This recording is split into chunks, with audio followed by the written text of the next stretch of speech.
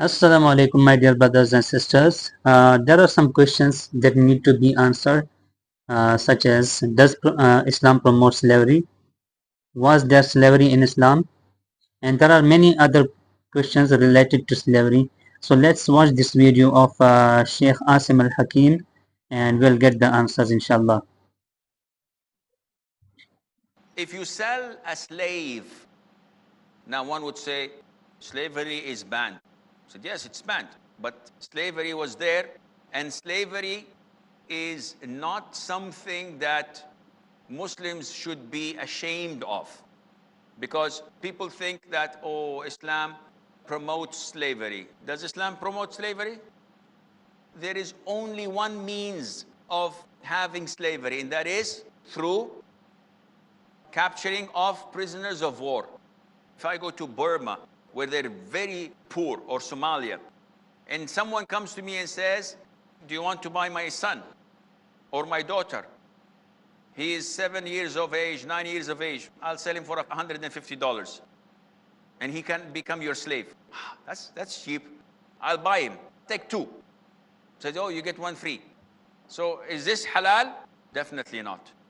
This is a free man, a free child. I cannot buy. The only means of slavery in Islam is through prisoners of wars, non-Muslims, disbelievers. So if someone attacks my country, I, with the army, defend my country, and we get prisoners of wars. What do we do with them? Send them to Guantanamo. No, we enslave them. Oh, this is against human rights. Well, them attacking us is human rights? It's okay, Annie? No, this is human rights. How? He is a slave. He's like an animal being sold and bought and not having rights. Yes, but this is for his sake. Come on. How can it be for his sake?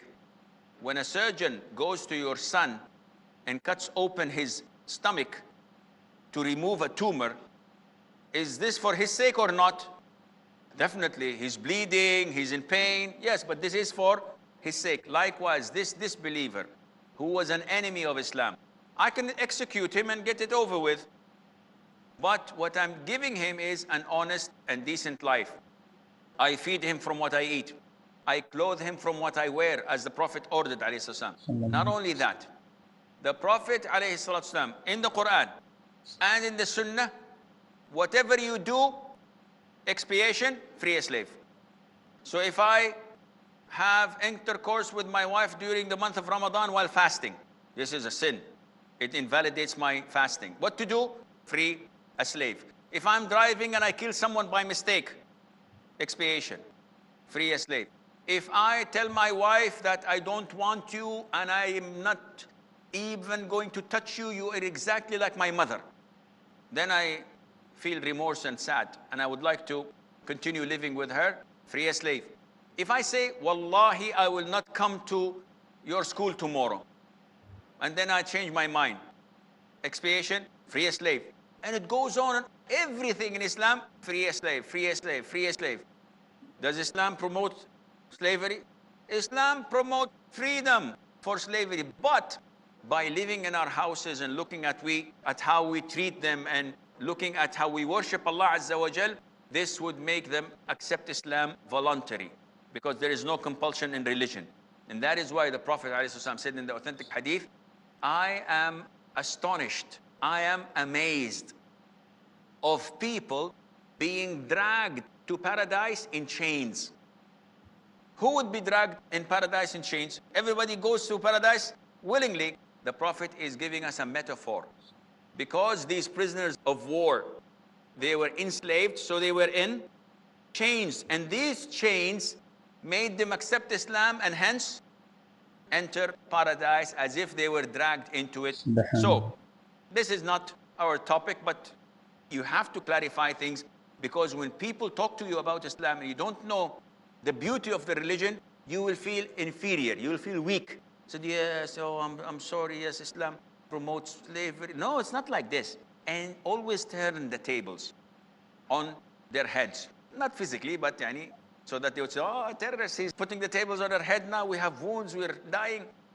always turn the tables on them by asking them to look into their own books, their own religions, and they'll find slavery being bought, sold, not through jihad, through any means. As long as you can capture someone and sell it, then this is permissible. In Islam, alhamdulillah, it is the greatest religion, and if you study it, you know why. Subhanallah. So I hope you got your answers by watching this video. Inshallah, it will be beneficial for all of us. And if you have some more questions in your mind, you can just comment down below, and I'll find appropriate videos related to your questions and upload it in the reaction videos. And I hope you get your answers again and again through the videos.